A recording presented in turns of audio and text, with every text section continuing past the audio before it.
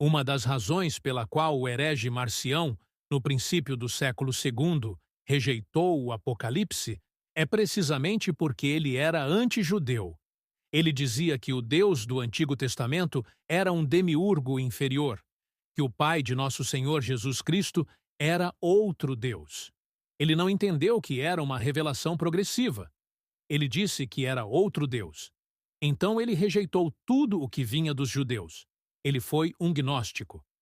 Simão o Mago teve um discípulo chamado Serdão, e este teve outro discípulo chamado Marcião. E este Marcião rejeitou o Apocalipse porque o considerava muito judaico. Ele rejeitou os escritos dos apóstolos Pedro, Tiago, João, assim como hoje em dia fazem na Crescendo em Gracia, e somente aceitava alguns escritos do apóstolo Paulo mutilados, e somente um evangelho, o de Lucas, também mutilado. Esse é o cânon de Marcião. Só os escritos de Paulo e algumas partes dos escritos dele somente, e Lucas da mesma forma. Ele rejeitou o Apocalipse porque o Apocalipse tem muito de semítico, tem muito do Antigo Testamento. Por quê? Porque ali estão os terminais de toda a Bíblia. Se você vê um candeeiro em Apocalipse, tem que, para entender essa figura, retroceder à primeira menção, à segunda e à terceira e às demais menções do candeeiro. Se você encontrar umas bestas e uns chifres no Apocalipse, tem que retornar às primeiras menções das bestas e dos chifres anteriores. Se você vir um trono no Apocalipse, tem que retornar no Antigo Testamento. Se você vê um tabernáculo no Apocalipse, qualquer figura ou sinal, ou profecia que você encontra no Apocalipse, faz referência à Bíblia atrás dele. Ou seja, o Apocalipse é um livro não isolado, mas é o livro que culmina a Bíblia. No Apocalipse estão os terminais da Bíblia. Tudo o que começa em algum ponto da história do povo de Deus se desenvolve e se culmina no livro do Apocalipse. Ou seja, o Apocalipse é um livro que não se pode ler sem o resto da Bíblia. Dos arredores de 400 versículos, quase 280, são alusões ao Antigo Testamento, quase 280. Ou seja, para poder entender essas frases, essas alusões, essas figuras, esses sinais, precisamos ir a todo o Antigo Testamento e também ao resto do Novo Testamento. Sinais chaves no Apocalipse. O Apocalipse é o livro da culminação, e ali encontramos o estado final de todas as coisas, e também encontramos os sinais-chave, que resumem toda a Escritura. Vocês recordam que no Evangelho de João ele fala assim: este princípio de sinais fez Jesus em Caná da Galileia e manifestou sua glória. E logo mais adiante diz: e este sinal fez. Como 7 vezes aparece da parte de João a menção de que o Senhor Jesus fez sinais. A palavra sinal, semeion no grego, significa algo mais que prodígio, algo mais que milagre. Um milagre pode ser uma coisa prodigiosa, mas a palavra sinal quer dizer mais que milagre e quer dizer mais que prodígio. Um sinal é um signo. Um signo, ou uma série de signos, são instrumentos de revelação e de mensagem. Quando um milagre se considera somente como milagre, ainda não é possível ver o sinal. Mas quando o milagre serve de sinal para uma mensagem de Deus a respeito de Cristo, de nossa condição, da salvação, agora podemos dizer que existe um sinal, não só um milagre. Ou seja, Deus usa os milagres como sinais, usa visões, usa figuras como sinais. Se vocês me acompanharem ao primeiro capítulo de Apocalipse, vocês vão ver, embora aqui no castelhano não está tão claro isso, no idioma grego é extremamente claro. Ali em Apocalipse 1:1 diz: Apocalipse de Jesus Cristo. Esse artigo A não está no grego. Não é a revelação de Jesus Cristo, mas revelação de Jesus Cristo. Apocalipse de Jesus Cristo, que Deus lhe deu, para manifestar a seus servos as coisas que devem acontecer logo, e a declarou enviando-a por meio de seu anjo a seu servo João. Por agora, vamos nos deter apenas no estamos falando de forma imediata, na palavra declarou. o que aqui foi traduzido por declarou, a revelação de Jesus Cristo que Deus lhe deu, essa palavra declarou é uma palavra grega que tem como raiz essa palavra semeion, que quer dizer sinais, ou seja, a declarou por meio de sinais. A ideia de declarar por meio de signos, de figuras, de símbolos para dar uma mensagem através desses sinais está debaixo desta palavra, a declarou, ou seja, manifestou-a com sinais, com signos, com símbolos, com figuras. Isso significa princípios espirituais, primeiro, projeções proféticas, segundo, realidades históricas que cumprem essas profecias e manifestam esses princípios são declaradas por meio de sinais. Os sinais não são somente algo histórico e não é somente algo profético. O sinal é algo para mostrar princípios. Por exemplo, diz João: vi um sinal no céu, uma mulher, e a descreve para dar à luz um menino, e o descreve, e logo diz: vi outro sinal, um grande dragão com tantas cabeças e chifres, e o descreve.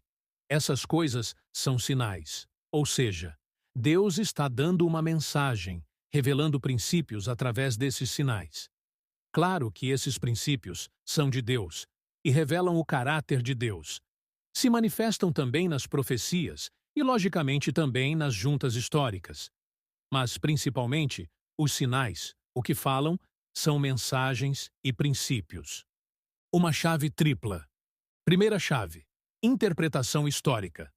Então, falávamos de uma colher que temos que ter preparada para tomar a sopa, ou seja, uma hermenêutica, umas regras, normas, métodos, princípios de interpretação que precisamos usar para o Apocalipse. Como o Apocalipse é um livro de sinais, os sinais revelam princípios que vêm de profecias ou dentro de casos históricos. Percebemos que devemos interpretar o Apocalipse em um triplo nível, porque é um livro de sinais. Um milagre, como exemplo, a conversão da água em vinho em Caná, não era somente um milagre, era um sinal, ou seja, o milagre foi algo histórico, mas esse milagre estava projetando um ensino, um princípio. Não era somente um milagre que aconteceu, mas esse milagre significava algo. Algo em relação a Deus, algo em relação a nós, algo em relação ao plano de Deus, algo em relação ao lugar de Cristo nesse plano. Então, quero dizer-lhes que este livro de Apocalipse deve ser lido com uma tripla chave, posto que é uma revelação declarada em sinais. A primeira chave é uma chave histórica, ou seja, o livro se deu em um contexto específico da história. Algo aconteceu na história e Deus estava respondendo algo com esse livro para a história. Quando, por exemplo, o Apocalipse foi enviado às 7 igrejas que estão na Ásia. Essas igrejas eram igrejas históricas que estavam em uma determinada situação histórica e que estavam passando por uma determinada situação, e o Senhor responde às necessidades conjunturais históricas de suas igrejas nesse tempo e lhes escreve com figuras que eles podiam entender e que podiam utilizar para interpretar sua própria conjuntura, serem consolados e serem inspirados em sua situação histórica. Por exemplo, Abraão viveu uma história, e essa história de Abraão está registrada na Bíblia, e foi algo que aconteceu com Abraão. Ele teve 2 mulheres. Uma se chamou Sara, outra se chamou Hagar. Teve de Hagar um filho que se chamou Ismael. Teve de Sara outro filho que se chamou Isaque. E tudo aquilo foi uma história. Entretanto, há outra leitura que temos que fazer depois e ainda por cima, ou por trás, como você quiser dizer, acerca da primeira leitura histórica. Segunda chave: interpretação profética. Paulo, quando lia a história dos patriarcas, ele se deu conta, pelo Espírito Santo que lhe abriu os olhos, que detrás daquela história, atrás daquelas conjunturas históricas, Deus estava usando essa história para projetar uma alegoria. Então Paulo, no livro de Gálatas, quando conta a história do patriarca Abraão e de suas mulheres Sara e Agar e de seus filhos Ismael e Isaque, diz Paulo: 24. O qual é uma alegoria, pois estas duas mulheres não são só duas mulheres, são os dois pactos. Um provém do Monte Sinai, o qual dá filhos para a escravidão. Esta é Hagar. 25. Porque Hagar é o Monte Sinai na Arábia, e corresponde a Jerusalém atual, a Jerusalém terrestre, pois esta, junto com seus filhos, está em escravidão. Vemos, pois, que Hagar representa o antigo pacto, Sara representa o novo pacto. Ismael representa o filho de Hagar, nascido pelo esforço humano. Entretanto, Isaque representa ao filho, nascido pela intervenção soberana e sobrenatural de Deus, pelo Espírito. Ou seja, o apóstolo Paulo pôde discernir por trás da história, e Deus não somente estava nos contando uma história em Gênesis, mas usando essa história como alegoria. O mesmo acontece no Apocalipse. No Apocalipse, certamente a igreja em Éfeso era uma igreja histórica. Certamente que o que está escrito, literalmente aconteceu lá. Certamente que o personagem Antipas, que aparece mencionado em Pérgamo, era um homem real a quem realmente mataram. Certamente que Jezabel, a que aparece em Tiatira, era uma mulher específica que se chamava Jezabel, e o que foi dito aconteceu de forma histórica. Mas não devemos somente ler estas passagens como história. Por que o próprio Deus diz que, além de históricos, são proféticos? Por isso, no livro de Apocalipse, é dito que este livro é uma profecia. E logo em Apocalipse 1:3 diz: Bem-aventurado o que lê, e os que ouvem as palavras desta profecia. Ou seja, o Apocalipse é uma profecia. É uma profecia não somente em relação aos acontecimentos do passado, mas em relação com acontecimentos futuros. Por isso vejam o que diz no versículo 1. A revelação de Jesus Cristo, que Deus lhe deu, para manifestar a seus servos as coisas que devem acontecer logo. Coisas que devem acontecer. Ou seja, nem tudo o que está no Apocalipse é uma revelação de algo histórico passado, mas se projeta para o futuro. Coisas que devem acontecer, coisas que estão no futuro, e por isso este livro é chamado de profecia. Bem-aventurado o que lê, e os que ouvem as palavras desta profecia e guardam as coisas nela escritas, porque o tempo está próximo. Claro que esta palavra que diz aqui, que devem acontecer logo e próximo, é do ponto de vista de quem dá a revelação, que é o Senhor Jesus. Para ele, um dia é como 1000 anos. Os últimos dias para nós é um longo período, mas para o Senhor é como um pestanejo, porque ele é eterno. Então a palavra próximo e a palavra logo devemos saber que provém da boca de Jesus Cristo e não necessariamente da boca de João. Então em Apocalipse 22 nos declara o mesmo. Apocalipse 22, 19 e depois no versículo 10. No 19 diz: E se alguém tirar das palavras do livro desta profecia, Deus tirará sua parte da árvore da vida e da santa cidade e das coisas que estão escritas neste livro. Ou seja, o livro desta profecia. Este é um livro de profecia. No 22, 10, e me disse: Não cele as palavras da profecia deste livro, porque o tempo está próximo. Então, irmãos, temos 3 versos que nos dizem claramente que o Apocalipse é um livro de profecia.